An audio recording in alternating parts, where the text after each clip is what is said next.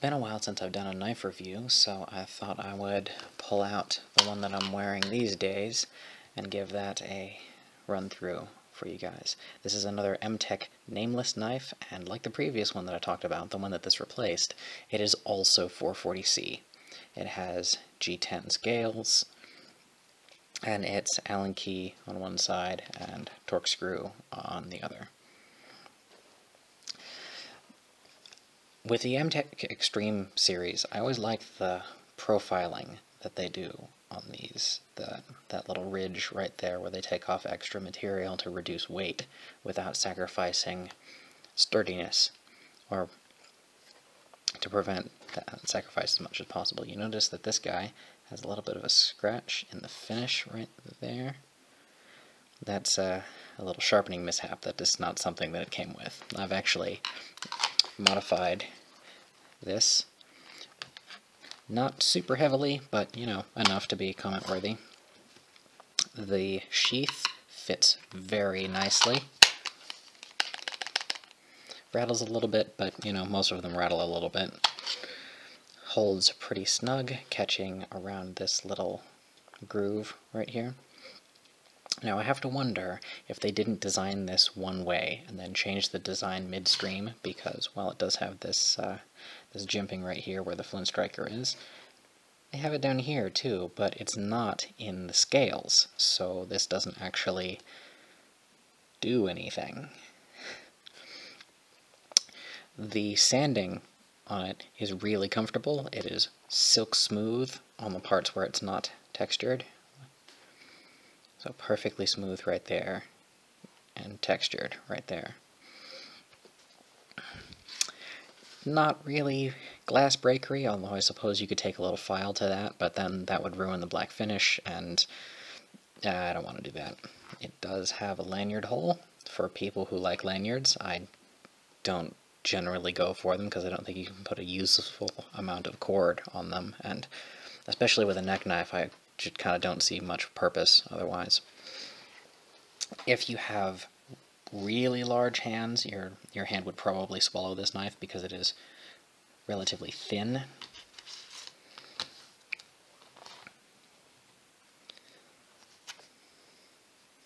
See right there.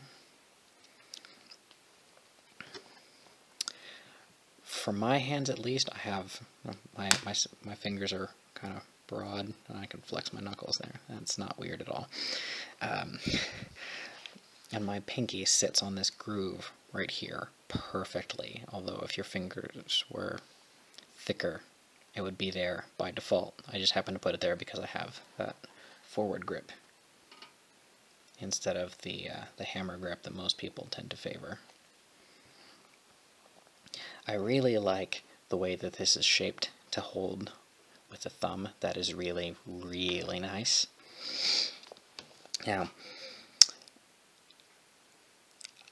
I'm positive that the one that I got was factory defective. I didn't complain about it because it was the kind of thing that I could fix. The others that we got and then gave to friends were more or less perfect. It was just the one that I had. The tip was not ground all the way to the tip, so it was a little thicker right there. And so I had to take that to a stone and clean that down and get that all perfectly straight and smooth and everything. After that, I changed the bevel for the front part. It was always shallower on this side, almost like it was chisel ground, but not quite. It was off by like 5 degrees on this side, so it was really shallow here and then steeper here. I can kind of see why they did that. And if you have two cutting surfaces, you want them to behave differently, I suppose. After wearing this one around for a little while, I think I'm kind of done with Tantos, though, or Kamasuki Saki. because I like having just a little bit of a curve right there, but I also like having the straight piece. So I think from now on it's either going to be drop point or sheep's foot for me. I have a sheep's foot knife elsewhere, and I'll talk about that when I get around to it. The handle profile has now become more or less my favorite handle profile. One space for the finger, and then the rest right there. Maybe something down here depending on how long the knife is. What I really hate about a lot of neck knives that you see is they all tend to be 3-finger knives. So if you were to just chop it right here where that screw is, it would only be those 3 fingers. And I hate that. I would much rather have a full-sized knife.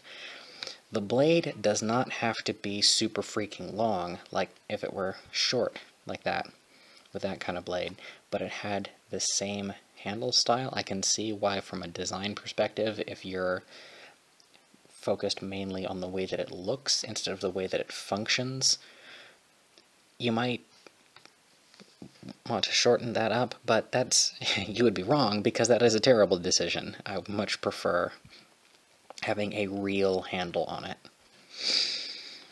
This is a lot thinner than the one that I had and then that it replaced, and the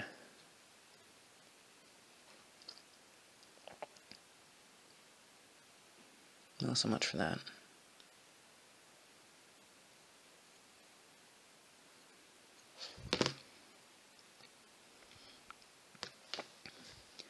Cut. Cut. You may also notice that the edge is really shiny. That's all my doing. It didn't come that way. It was milled normally, like a regular knife. Okay, so other ways that I have modified this thing. I thought about taking the scales off, but decided against it. I kind of like the way that the G10 is textured, and it clips in right there so nicely. I didn't want to have to spend time making something that would fit it, and it's perfect the way it is. This is obviously not the lanyard that it came from. This is one of mine. It had a chain that ran from here to here and then to the neck part. I took that off and replaced it with tack cord with a little double eye and loop there that'll break away if you put it under sufficient weight. I just generally prefer cord like this because it's not going to get cold. You can just put it on immediately no matter what happens. It fits with way more room than it needs through the extra wide set holes, so if you really wanted to, don't do this. You could put paracord on it. If you're going to put paracord on it, they make these little breakaway snaps. I haven't bought any yet to try them out, but I will let you guys know when I do get around to that. Now, another problem that you might run into is when you're sheathing it, it's easy to confuse what direction it's supposed to go until you get used to the shape of this teeny little horn right here. One of the other reasons that I have this here is so that you can sheath it easily by touch if you've got it out. Touch the sheath real quick. I have this piece of tack cord right there, and it's not horizontal right there, so I can just easy to navigate. Okay. Since this is the knife that I'm currently wearing around, you can probably guess that I do recommend this knife pretty heartily. If it's not too thin for you, you can hardly go wrong with a 440C. If you liked my video, I encourage you to give me a thumbs up or a like or whatever system they're using to tally things these days, because that raises my ranking in search results and generally goes well for me. You can also give me a subscription, or you can check out some of the knot tying videos and there that I've been doing as of late as the primary thing with this channel. Or you could support me a little more directly by visiting my shop, etsy.com/shop/tarbucktransom, and buying one of my wonderful paracord quick release devices. Here is a 15-foot bracelet. It is, wow, yeah, actually, that is thicker than the knife. Imagine that. And I've got another 15 feet in a necklace. Weird that these two would actually be the same length, but that's kind of what happens. Compression ratios are interesting.